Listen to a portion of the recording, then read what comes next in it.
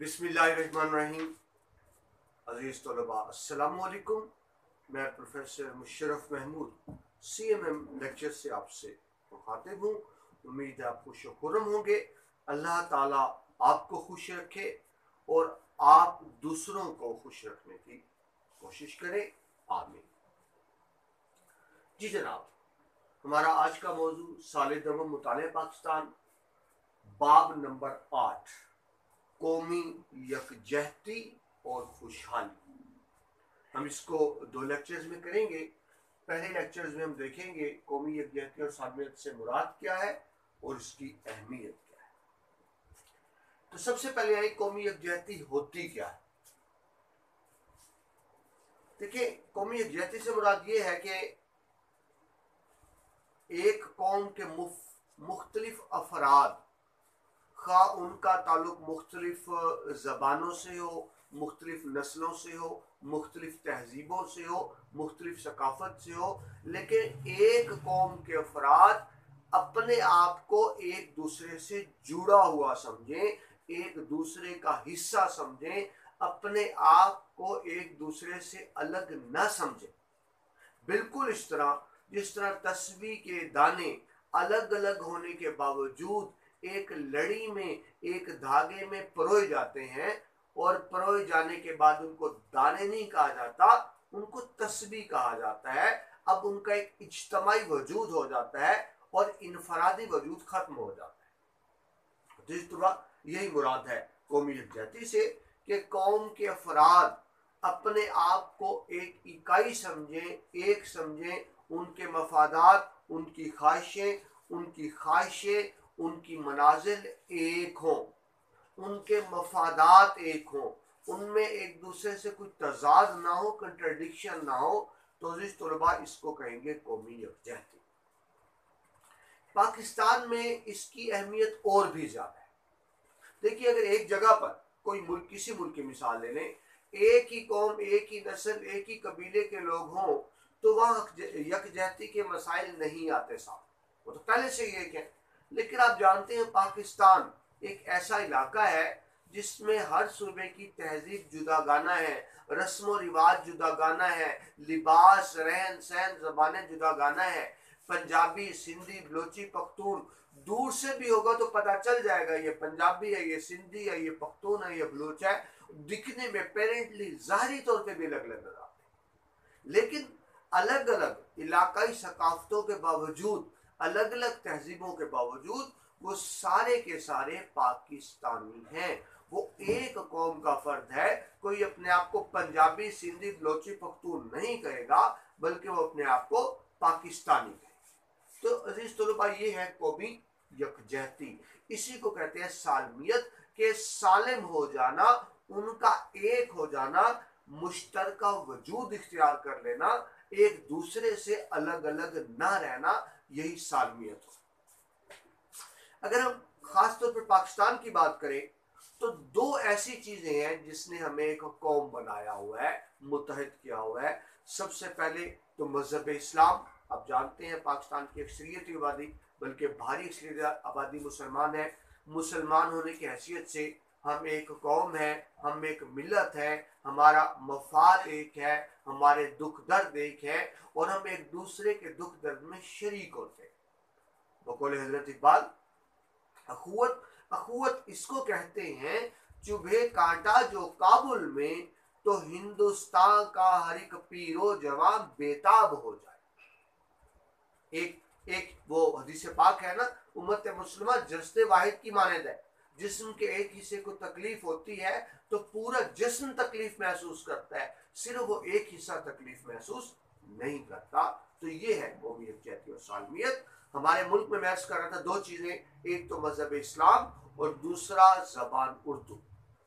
इस्लाम और उर्दू, इन 2 ने पूरे मुल्क के तमाम अफराद को एक लड़ी में परोया हुआ है, हमें एक कौम बनाया हुआ है। अगर हम एक कौम ना रहे तो जहन में रखिए हमारे वजूद, हमारी बका को भी खतरा लाक हो सकते जी।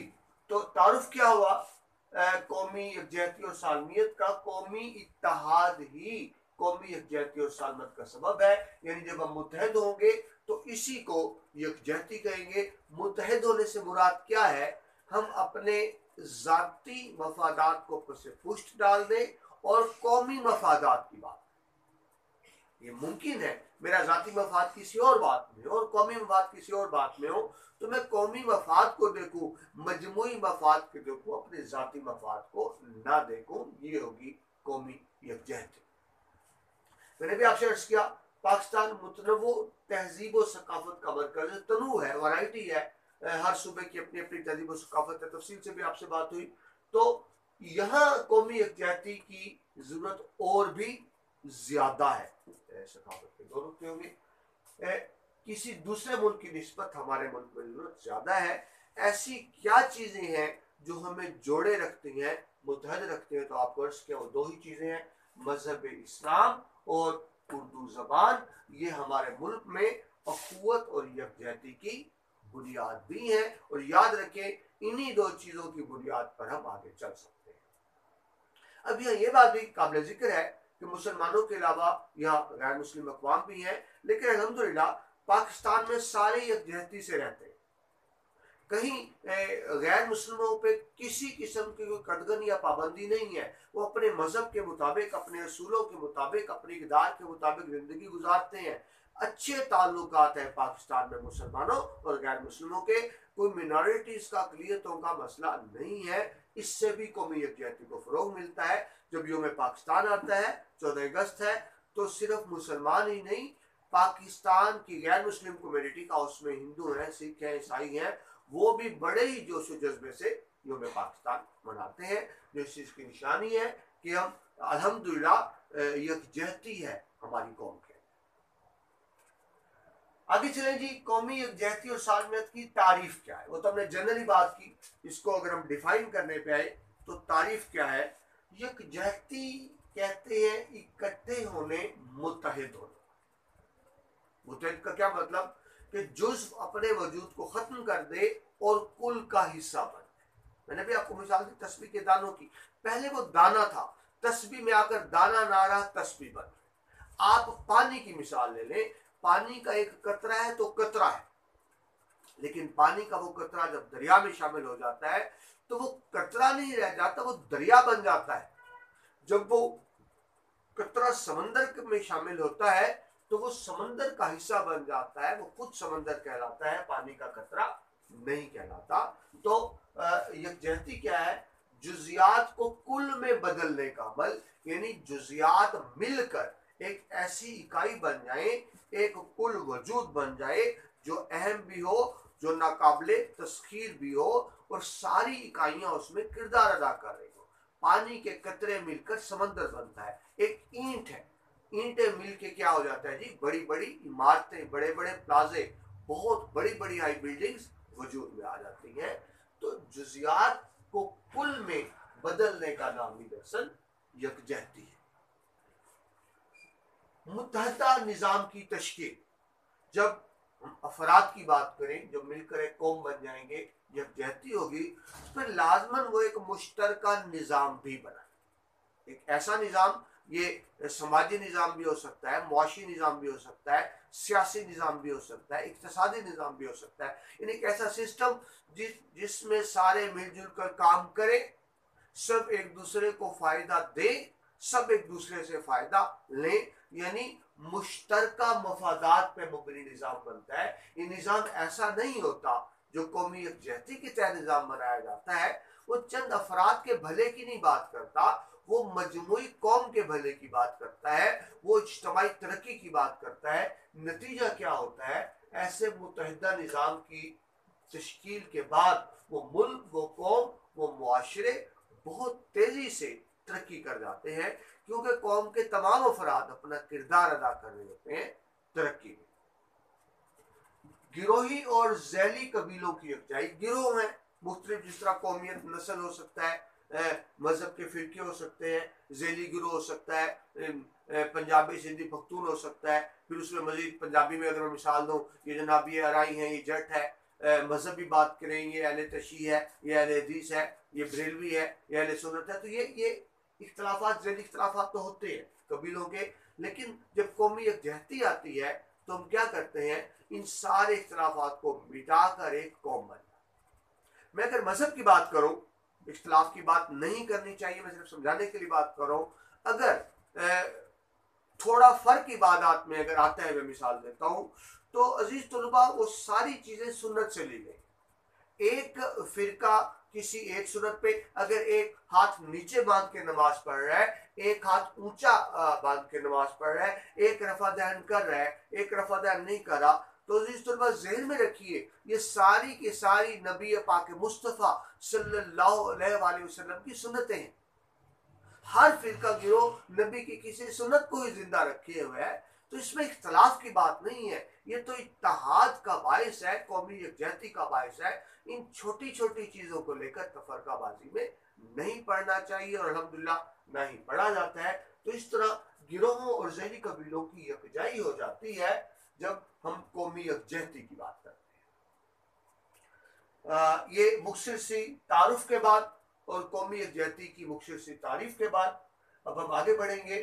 قومی یکجہتی کے مشترکہ عناصر کیا ہیں، یعنی وہ کون کون سے ایلیمنٹس ہیں، وہ کون کون سے عناصر ہیں، وہ کون کون سی وجوہات ہیں جو افراد کو ایک قوم بنا دیتی ہیں اور قومی یکجہتی کا سبب بنتی ہیں۔ تو دو تو میں نے آپ سے عرض کی جو بنیادی ہیں، مذہب اسلام اور اردو، لیکن چند اور چیزیں بھی ہیں، ان کو ہم ذرا تفصیل سے دیکھتے ہیں۔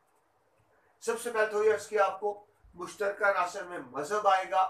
مذہب قومی یکجہتی کا سب سے اہم عنصر ہوتا ہے۔ ابھی آپ کو بتایا مذہب میں سارے ایک جیسے ہوتے ہیں، جس واحد کی مانند ہوتے ہیں، ایک دوسرے کے خیر خواہ ہوتے ہیں۔ اس کی بہترین مثال مواخات آپ مدینہ کی لے سکتے ہیں، جب ان کو بھائی بھائی بنا دیا گیا اور وہ باہم شیر و شکر ہو گئے اور بڑے اچھے طریقے سے ایک دوسرے کی معاونت کی۔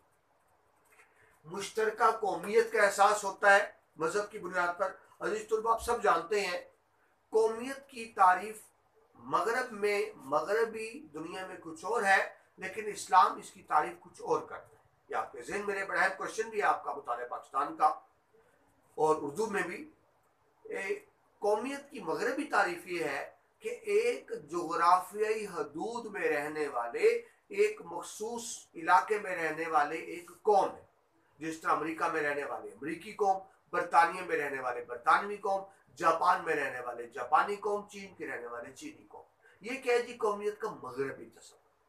لیکن قومیت کا اسلامی تصور یہ نہیں ہے۔ اسلامی تصور یہ ہے کہ وہ جغرافیائی حدود سے بالا تر ہے۔ پوری دنیا میں مسلمان کسی بھی ملک، کسی بھی خطے، کسی بھی علاقے میں رہتا ہے، لیکن وہ مسلم قوم کا فرد ہی شمار ہوگا۔ تو اس طرح مشترکہ قومیت کا تصور ہے، دنیا میں رہنے والا ہر مسلمان مسلم قوم کا فرد ہے۔ تو یہ تو ہم پاکستان کی بات کر رہے ہیں، یہ کیسے ممکن ہے کہ پنجابی، سندھی، بلوچی، پختون آپس میں اختلاف کریں؟ مسلمان تو دنیا میں جہاں بھی ہے وہ ایک قوم کا فرد ہے۔ تو اس طرح مذہب کی بنیاد پر مشترکہ قومیت کا احساس بیدار ہوتا ہے، جو ان کو ایک لڑی میں پروتا ہے اور ایک قوم بنا دیتا ہے۔ ابھی آپ کو اس کی قومیت کا اسلامی تصور جغرافیائی حدود سے بالاتر ہے۔ دنیا کے کسی بھی خطے میں مسلمان آباد ہو، وہ اسلامی قوم کا فرد کہلاتا ہے۔ یہ ایک اہم وجہ بن جاتی ہے قومی یکجہتی کی۔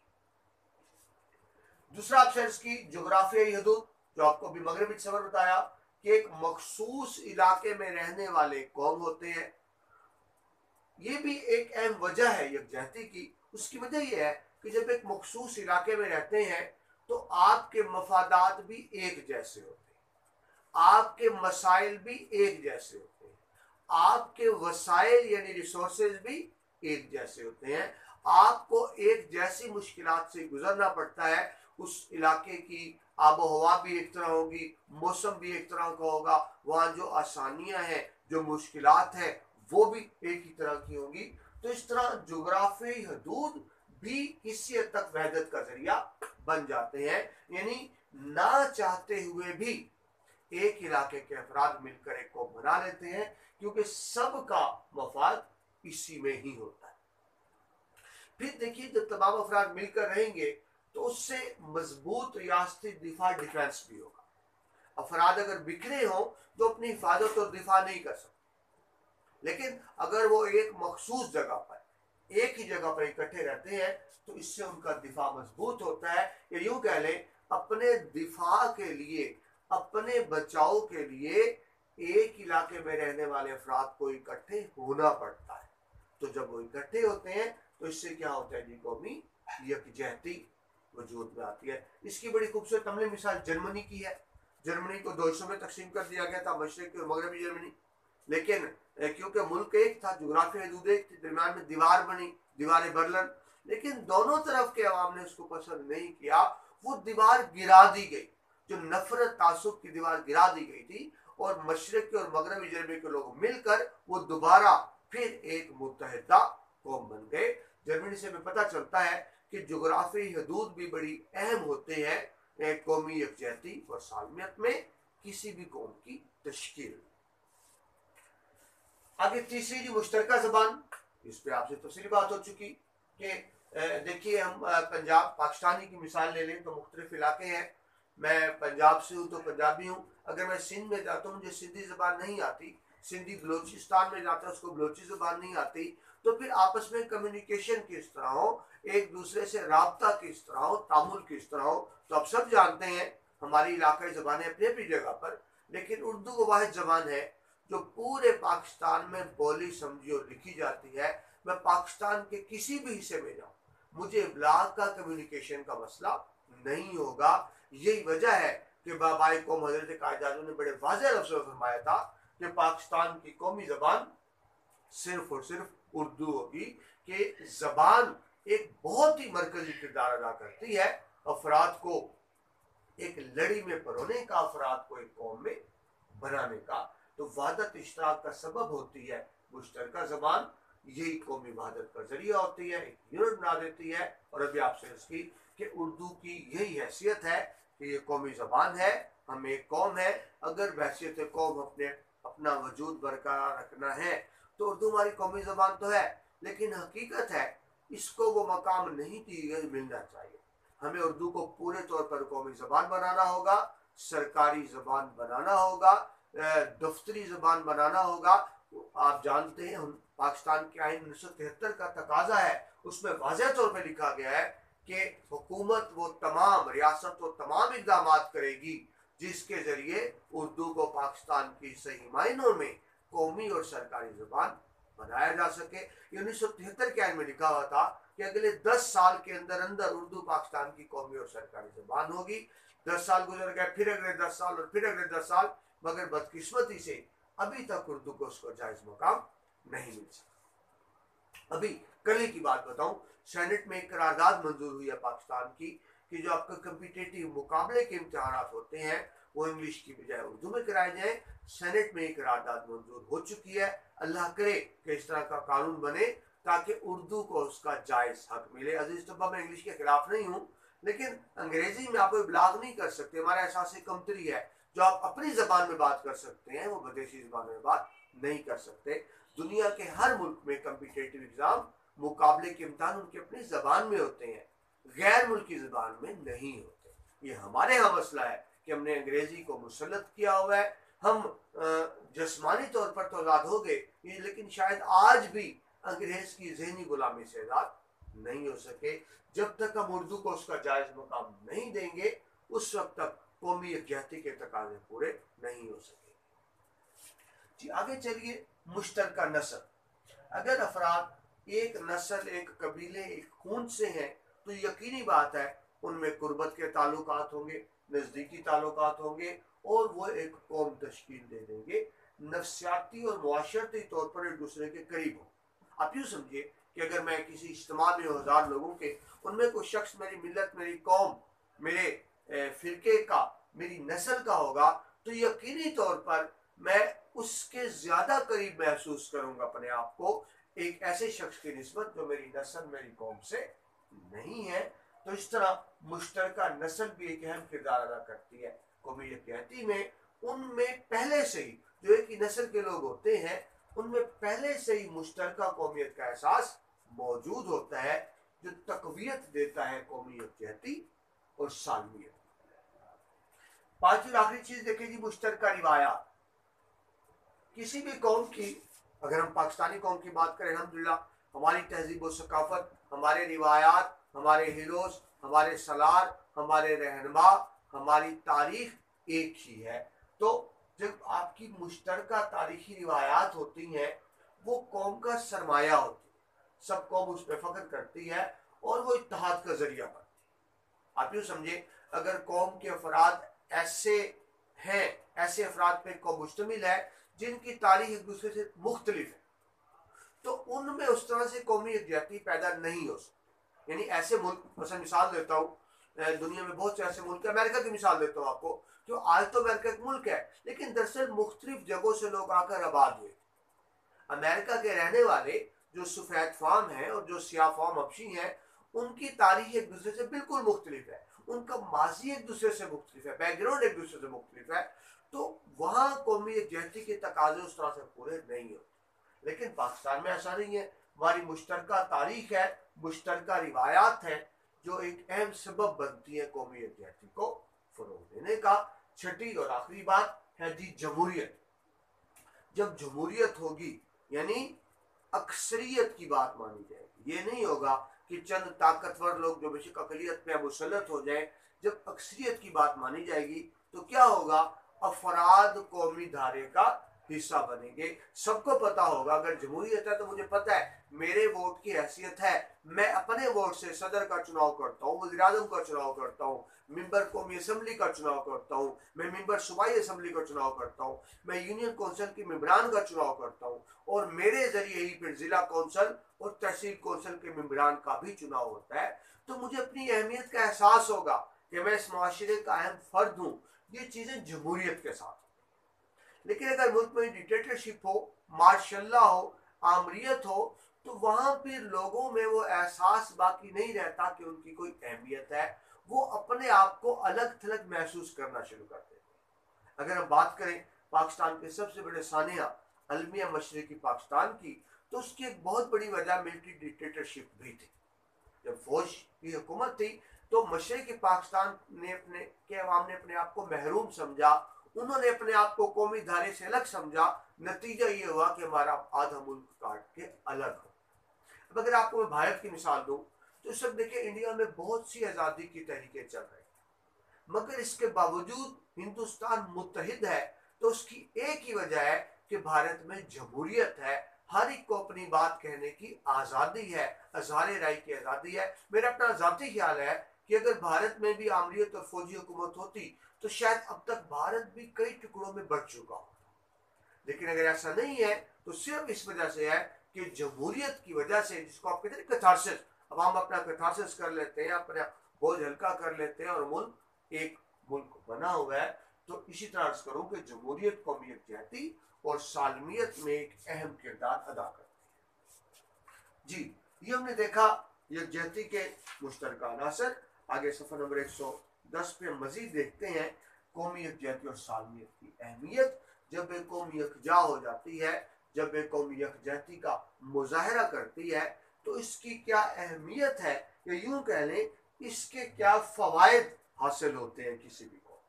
تو سب سے پہلی بات تو یہ، جب کسی قوم میں یکجہتی ہوگی تو اس قوم میں خوشحالی آئے گی۔ کیوں خوشحالی آئے گی؟ سب مل جل کر کام کر رہے ہیں، سب ایک دوسرے کے وسائل سے فائدہ اٹھا رہے ہیں، جس کا نتیجہ نکلے گا اس معاشرے سے غربت کا خاتمہ ہو جائے گا۔